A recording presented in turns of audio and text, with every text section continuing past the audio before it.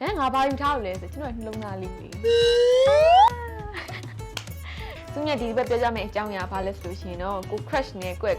sickly ကောင်းမလေးတွေကိုပေါ့နော်အငိုက်မှာပေါ့နော်တစ်ချက်ပြုံးသွားအောင်ပေါ့နော်ဘယ်လိုမျိုး talkie နဲ့ချုပ်မလဲဆိုတာကိုသူမြတ်နေပြပြပေးတော့ဖြစ်ပါတယ်အဲ့တော့ဗီဒီယိုလေးကိုဆက်ပြီးတော့အစအနေဆုံးကြည့်လိုက်ကြမယ်နော်ချိုကြီးတယောက် Friday night တွေကိုထူကျော်လာဖို့ဘော်ရာတစ်တွေလွတ်နေပြီထင်တယ်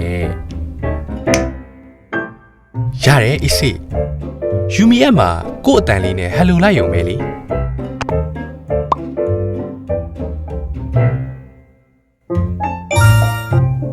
ေယူမီနှလုံးသားချင်းချိတ်ဆက်စို့နံပါတ်1အဲ့တော့ talkie နံပါတ်1ကဘာလဲဆိုရှင်ပေါ့နော်ကောင်မလေးကိုကနေပြီးတော့စကားပြောရခါပေါ့နော်အမဖုန်းခေါ်နေချိန်ရှိပေါ့နော်အမကိုင်းပေါ့နော်အဲ့ဒါကျဟမ်နင်ဘယ်တော့ငါဖုန်းဆက်ထားလဲ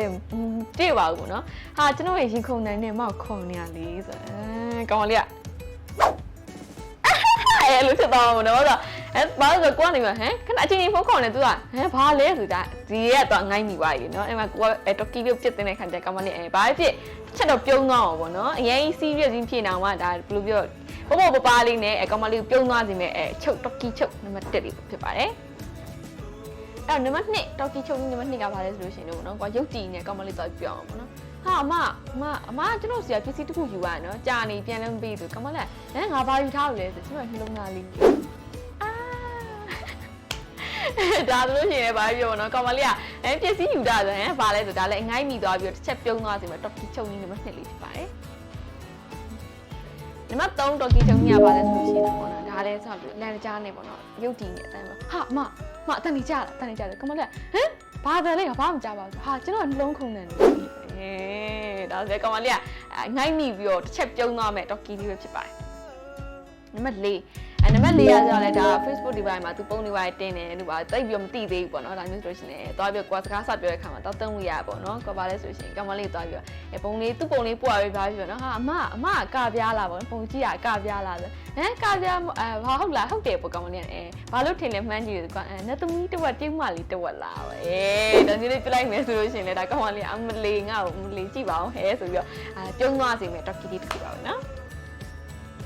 နံပါတ်5ချက်ကလည်းဗါလဲဆိုလို့ရှိရင်ပေါ့နော်အရှိရအချက်လေးမျိုးပေါ့နော်ကိုကရုပ်တည်နဲ့ intro ဝင်ပြီးရှင်တော့နေရမှာပေါ့နော်ကဘာလဲဘာလို့အောင်မလဲဆိုရင်ပထမဆုံးပေါ့နော်အမကပေါ့နော်အမရဲ့အသည့်ထဲမှာပေါ့နော်မျက်စိရှောင်နေပါများရှိတာပေါ့နော်ဘာလို့လဲဆိုကျွန်တော်ဒီမျိုးလုံးယောဂတစ်ခုဖြစ်နေရပါတော့ရှင်းအောင်ဆရာဝန်နဲ့ပြပြီးပေါ့နော်ပြမပြဘူးဖြစ်နေပေါ့နော်ကုလို့ရပါမလားမသိဘူးဘာဖြစ်တာလဲပေါ့နော်ဘာများဖြစ်လို့လဲညင်းဘာဖြစ်လို့လဲဆို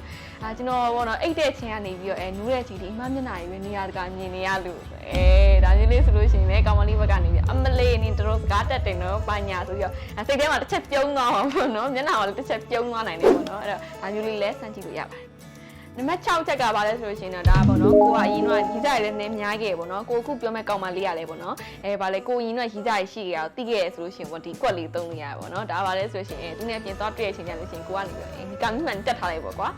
ခါကျကောင်မလေးကနေပြီးနင်းရလဲအမေပဲများလိုက်တာတော့လည်းမပူပါဘူးပေါ့နော်ဘာလို့ဒီကမ်းမှန်တက်ထားလဲဆိုရှင်ကိုကနေပြီးငါဘွားမှာပေါ့နော်အမြဲမှောင်မိုက်နေငရဲလူမျိုးတွေနဲ့တွေ့ခဲ့ရတယ်ပေါ့နော်အခုမှပေါ့နော်တကယ်ကိုနင်းလက်တောက်ပါနဲ့သမီးလေးကိုတွေ့နေရငါမှခံနိုင်လို့နေကောင်ကြီးမှတက်ထားတာပါဟာဆိုရင်ဒါဆိုလေကောင်မလေးကအမလေးစကားတက်လိုက်တာဟဲ့ပါညာဆိုဒါပဲဘာဖြစ်သူရဲ့သဘောကျသွားမှာပေါ့နော်အဲ့တော့ဒီစကားလေးတွေကိုသူနဲ့ပြရတဲ့စကားလေးတွေကိုတုံးလို့ရပါတယ်ပေါ့နော်ဒီနေ့စုညက်ပြပြသွားတဲ့ဒီစကားလေးရာဆိုရှင်ပေါ့နော်ဒါပေမဲ့အရင် serious စီလည်းမဟုတ်ပေါ့နော်ဒါပေမဲ့လည်းပေါ့နော်လူမျိုးပေါ့ပေါ့ပေါ့နော်ပြပြနှစ်ယောက်ကြားမှာပေါ့နော်လူမျိုးသမီးသားဖြစ်ခင်ကြားမှာဆိုလို့ရှိရင်လူမျိုးနှစ်ယောက်သားလူမျိုးစကားလေးပြောပေါ့နော်ဘာဖြစ်ရီကပြောရှင်းရတဲ့ဟာလေးတခုတိုးလာပေါ့နော်အဲ့ဒါမျိုးလေးစမ်းကြည့်လို့ရတယ်ဆိုတော့စုညက်ပြောလို့ပဲအရင် serious လည်းမဟုတ်ဘူးဒါပေမဲ့ပေါ့ပါနဲ့ရီရပြီးတော့သဘောကျမယ်ကောင်မလေးကိုအငိုက်ဖမ်းပြီးပြီးတော့နော်သူ့ကိုပြုံးတော့လုပ်နိုင်မယ့်စကားလေးပဲဖြစ်ပါတယ်အဲ့တော့ကိုသဘောကျတဲ့ကောင်မလေးရှိလို့ရှိရင်လည်းဒီစကားလေးနဲ့ပေါ့နော်စမ်းကြည့်ပြီးတော့ကောင်းမှလာပြီးတော့ပြောပေးပါအဆင်ပြေမပြေဆိုတာပြောပေးပါပြီးတော့ထပ်ပြီးတော့များစကားတက်တဲ့လူတွေရှိလို့ရှိရင်အော်ကောင်းမှသွားလို့ရပါတယ်စုမြတ်အကုန်လုံးဖတ်ပေးပါမယ်အဲ့တော့နောက်တစ်ပတ်မှာအားလုံးပြန်နေဆုံတွေ့ပါမယ်ဘိုင်ပပတို့ကတော့ရင်ထဲမှာခံစားရတာပြည့်ချက်နေတော့ရေဖွင့်တိုင်ပေးချင်တာဒါလည်းစိတ်မပူနဲ့ယူမီမှာကိုယ့်ရဲ့ခံစားချက်တွေကိုနားထောင်ကြံပေးမဲ့သူတွေရှိတယ်လေ